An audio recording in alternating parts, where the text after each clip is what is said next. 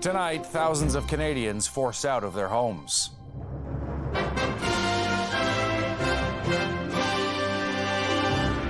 The wildfire season hits Western Canada, British Columbia, and Alberta, tracking dozens of fires. May is typically our busiest month for wildfire activities. Fort Nelson, B.C. evacuated. In Alberta, Fort McMurray on high alert. Plus, Israel defiant, stepping up its military campaign in Gaza despite a growing rift with its allies. There's nothing and nowhere that is safe in Gaza right now. The deeper push into Rafah, the humanitarian crisis, and the struggle to find a ceasefire. And 50 years of wishing and hoping to find love. Hold on to hope, because when it's right, it's right. How one woman's birthday dream finally came true just as she had almost given up.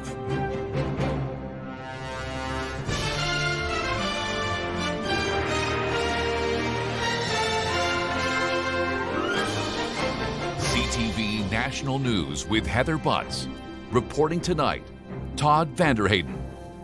Good evening. Thousands of people in northern British Columbia have been forced out of their homes because of a wildfire that's now out of control.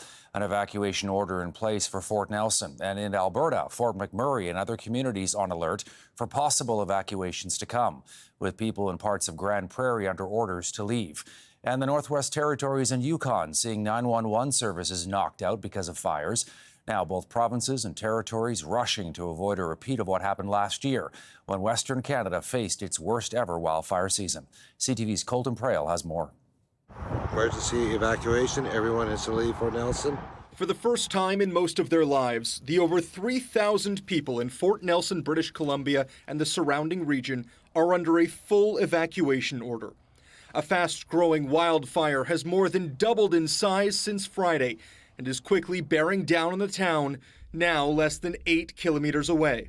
A tree falling down on a power line caused a fire, and when our fire crews got there, it was just a few acres, and within a couple hours, it was, it was well over 30 hectares and moving. This weekend, wildfires have knocked out internet and phone lines across much of the Yukon. In Alberta, an evacuation alert was issued for Fort McMurray, and further south, some residents in Teepee Creek near Grand Prairie have been told to leave. Experts blame drought conditions and high winds. We've seen that increased fire danger all winter long. We've had wildfires burning since January. We still have 23 carryover wildfires from last season that are sitting on the map. Yesterday, the Prime Minister warned of another dangerous wildfire season ahead after record-setting destruction last year. Those impacted say government isn't doing enough to slow the impacts of climate change. From my perspective, this is a real crisis, and it highlights the long-term mismanagement of our natural resources. Some experts argue it's time Ottawa created a national emergency management team. Where we need to spend more money is on prevention and mitigation, and perhaps look at a federal agency to assist, work hand in glove with those provincial, territorial, and federal firefighting agencies. In the short term, fire bans and even entire forest closures can help mitigate the chance of human-caused fires. But scientists say it's hard to predict how bad this summer could be when lightning becomes the predominant threat to an environment that's already tinder dry. Todd. CTV's Colton Prale. A stunning show for millions of Canadians this weekend. A geomagnetic storm from space triggering dramatic auroras in the night skies over much of the country. The cause, solar flares ejected from the sun a few days ago, leading to some beautiful northern lights. CTV's Kamal Karamali has a closer look for us. A show out of this world, a cascading stream of colors. Northern lights, aurora is here. Lighting up the night sky Friday and into early Saturday. Go. Having stargazers on the hunt at all hours. It would feel like a miracle. It feels like a miracle. Yeah. From the celestial spectacle seen in Vancouver to the stunning solar scene in the Maritimes. That's just unheard of here. Last night, the show we got was what you would normally expect to see in countries like Iceland and Norway. Brad Perry is a so-called aurora hunter. The excitement that it's happening, and combined with the excitement of like knowing that you're getting the photos that you've been waiting all night for is really, really exciting. Not everyone was so lucky. I figured we just wouldn't be able to see it because of the light pollution. One of the best places to view the northern lights in southern Ontario, away from the city lights and along the waterfront, where many were treated to a dazzling display. We saw a lot of people up in like Muskoka, up north a little more saw it. Caused by the sun spewing out material that made its way towards Earth. Our magnetic poles sort of draw the material towards the poles. And so you get aurora borealis in the north, or you get aurora australis in the south. Scientists predicted the geomagnetic storm would be a level 4, but it ended up being a more severe storm and classified as a level 5, the highest number on the scale, not seen since 2003. This totally exceeded expectations. It was huge. It could disrupt some GPS and satellites for the next couple of days, and for those who missed the awe of the aurora borealis, the northern lights will be visible once again throughout the weekend. Probably have to drive up north Probably to see next them. year or something. Or drive up north to see them. As long as the skies stay clear. Kamal Karamali, CTV News, Toronto. Police have arrested a fourth man in connection with the high-profile murder of a Sikh activist in British Columbia last year. A 22-year-old man, Amandeep Singh, has been charged with first-degree murder and conspiracy to commit murder. Singh, who is a citizen of India, was taken into custody in Ontario on an unrelated weapons charge. 3 other men were arrested in Edmonton earlier this month. Nijar was a prominent Sikh activist who advocated for a separate Sikh homeland, and for that, the Indian government had labeled him a terrorist. His murder led to a diplomatic firestorm between Canada and India after Justin Trudeau stated publicly that Canada had reason to believe the Indian government had orchestrated the assassination on Canadian soil. In Montreal, a cyclist has turned herself in after striking a little girl who was crossing a street, and a warning in advance. The video is disturbing to see. The 31-year-old woman presented herself to a police station and was fined $131 for hitting the 4-year-old who was trying to catch a school bus. The girl's father saying the child was shaken but uninjured. A video of the collision sparking calls for cyclists to respect the rules of the road and slow down in residential areas. Israel is increasingly alone in its war against Hamas as the Israeli military pushing deeper into the city of Rafah as hundreds of thousands of Palestinian civilians are on the move trying to get out of the conflict zone. It comes as the country's closest ally, the United States, is increasingly impatient with Israel's strategy. CTV's Jeremy Sharon has more. Pushed out of the combat zone by new Israeli evacuation orders this morning, Palestinians packed their belongings, fleeing parts of Rafah.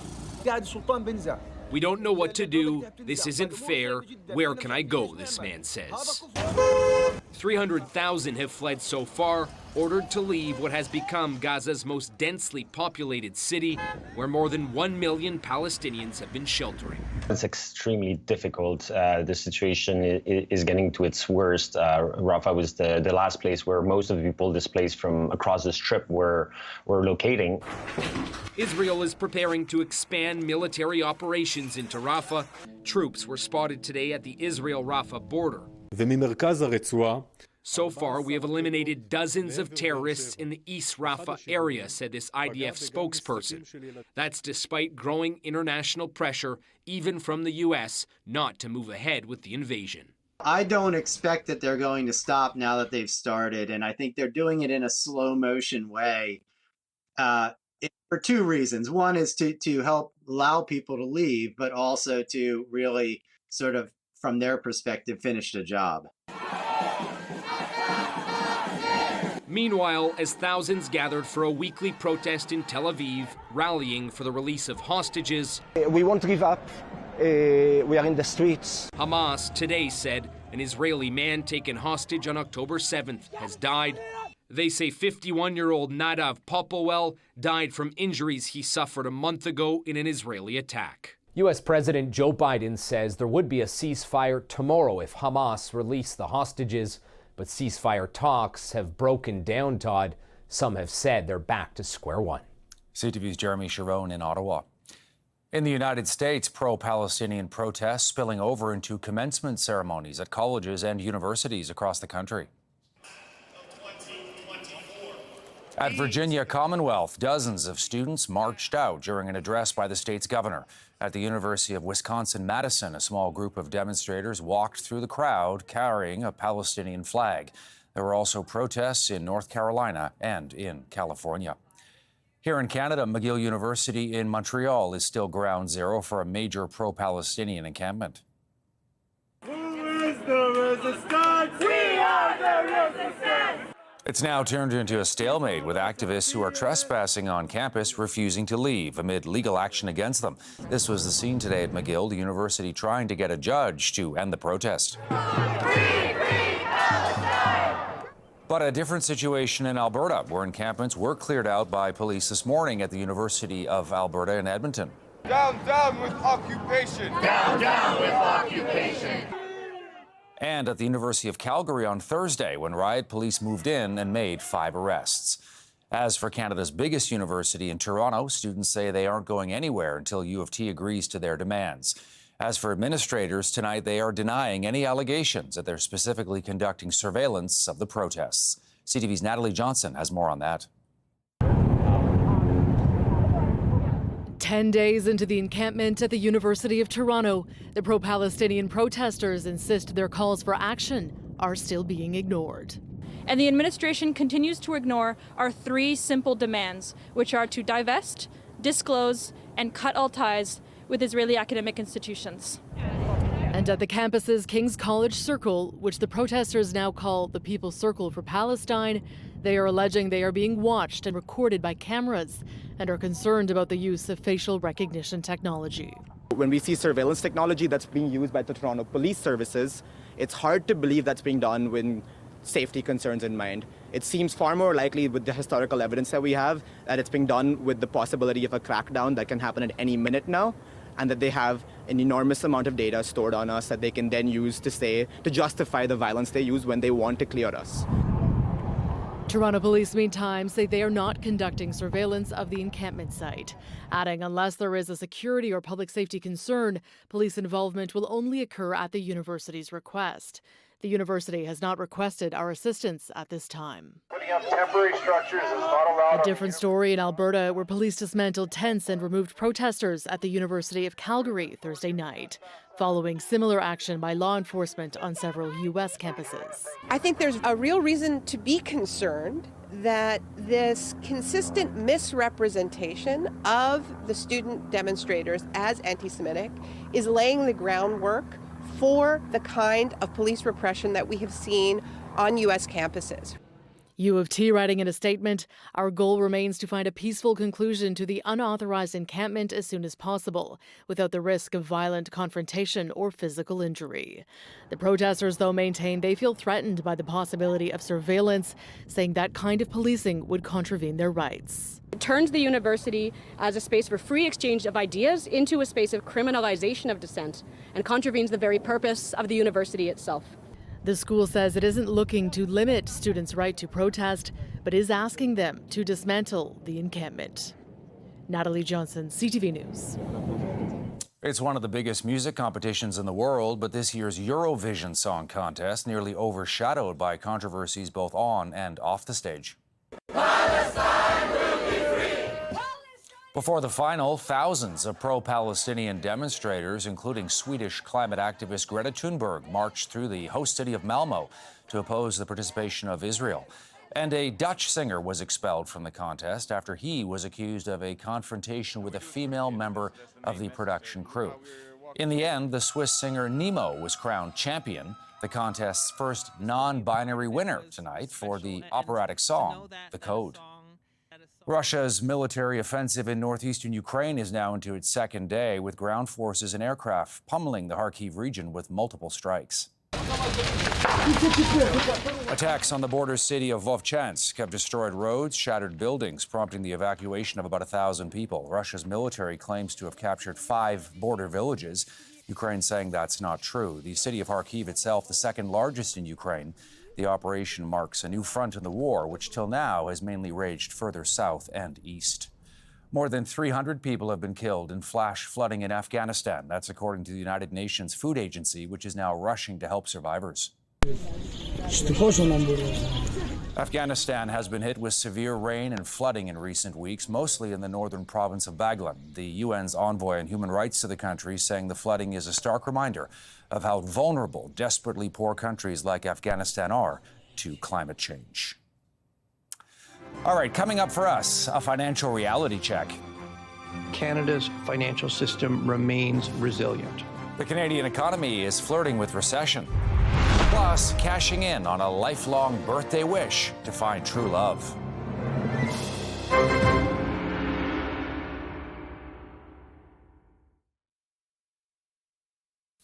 Good news on the economy. April was a red-hot month for job gains, and Canada's top bankers say the risk of a recession fading by the day. But there are concerns for homeowners who have fixed-rate mortgages up for renewal and for people who rent. CTV's Mike Lecouteur reports.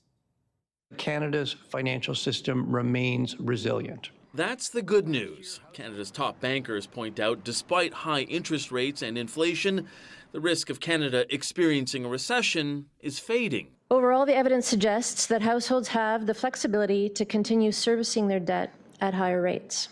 In other words, the central bank believes people can handle the amount of debt they're currently carrying. But another economic shock could change all that. The report does say renters are feeling the pinch because they typically have lower incomes compared to non-renters. Auto loans are a fair amount above pre-pandemic levels, and these renters are more likely to carry a credit card balance now back to pre-pandemic levels, and they're just much less likely to have a cash buffer in any event. The Bank of Canada is also warning of a mortgage renewal crunch. Among those who have a mortgage, half of them are on 5-year terms and are due to renew over the next 2 years. The bank believes if you have a variable rate, you could see your monthly payment rise by as much as 60%. It does look like most households have the financial flexibility to cope with higher interest payments. That doesn't mean it's easy.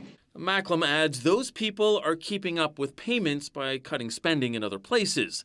The other thing they're doing is increasing their amortization period so they can keep their monthly mortgage costs down. It's not a long-term solution. The last thing you want is a 50-year-old that had a 15 or 20-year amortization left now have to extend it to 30 years to keep their payments intact, to be able to keep their homes. Now, there are still plenty of factors at play. Both the job numbers and inflation report are due out in the next 2 weeks, and then the central bank will announce if it'll start cutting the interest rates on June 5th. Mike Lecouteur, CTV News, Ottawa. Still ahead, tapping into student brain power, trivial pursuits, and high-stakes competition.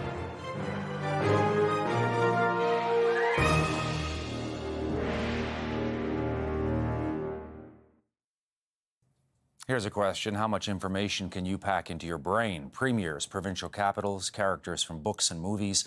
High school trivia teams are tested on all of that and a whole lot more. Next month, they head to a national tournament in Ottawa. CTV's Sarah Plowman caught up with the top 2 teams from New Brunswick. Spell the plural of the word basis. B-A-S-E-S. Whatever facts are lodged in their brains, students spit out quickly. They could be quizzed on anything. In what city is the European headquarters of the United Nations? Geneva? For Canadian high school trivia teams, it's crunch time. Taylor Swift. Taylor Swift. Nationals are next month. Nice. Oprah. Oprah Winfrey is. How much stuff can you pack in your brain? A surprising amount. In Moncton, lists and notes mark whiteboards and walls. In Fredericton, students dive into textbooks. They're juggling AP exams, and any reading helps. 2 ln e to the power of 4. 8? Yes. I take in a lot of information from reading a lot of things, and just kind of what sticks will stick and what doesn't stick will stick eventually when I probably read it again. This is Jeopardy! Jeopardy gives them ideas, especially one contestant. I'm really inspired by Matea Roach, there from Nova Scotia, who won all those games. I think she's pretty cool. And I read a lot of books. I'm always on Wikipedia and looking up stuff like that. Krampus? Yes. Players lean on their interests. Geography, pop culture, biology, and human physiology. I like to just kind of have obscure knowledge that I can just like whip out at any time. Gold? Success is part reflex, part recall. Curiosity is key. I was going through my fridge and I saw a mini can of Pepsi and I was like, how many milliliters is this? And I was like, okay, remember that. Unlike cramming for exams, students say this is fun. It's not a mandatory, like, okay, I have to study now. It's a, I really want to do this because I love it so much. Win or lose, they're guaranteed to gain a ton of knowledge. Sarah Plowman, CTV News, Fredericton. After the break, it's never too late for love. The soulmates brought together by a birthday wish.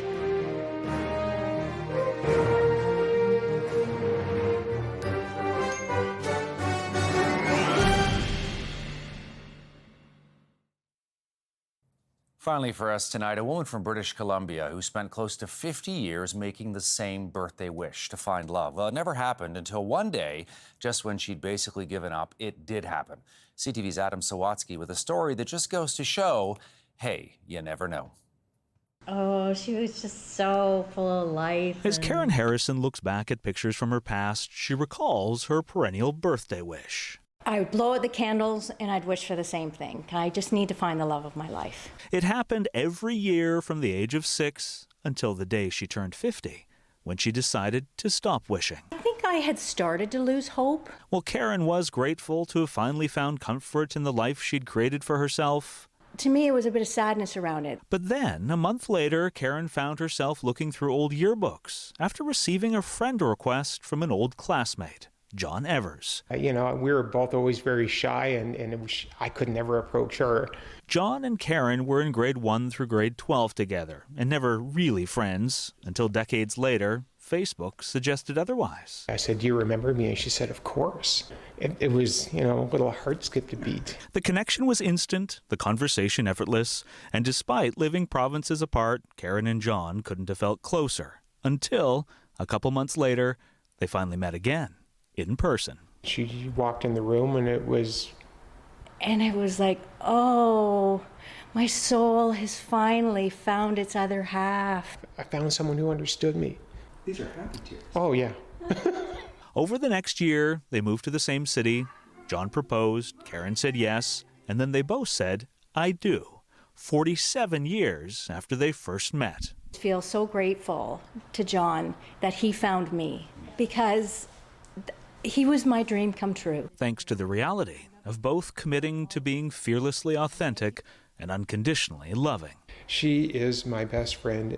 I love him with everything I have. And if you ask why, despite living 2 blocks from each other as kids and attending the same school for so long, why it took almost 50 years to find each other, they'll tell you that it can take time to learn what love isn't before appreciating what it truly is. Hold on to hope, because when it's right, it's right. Adam Sawatsky, CTV News, North Cowichan. Great advice. That's it for us tonight. I'm Todd Vanderheyden. For Heather Butts and all of us at CTV National News, thank you for watching and have a great rest of your evening.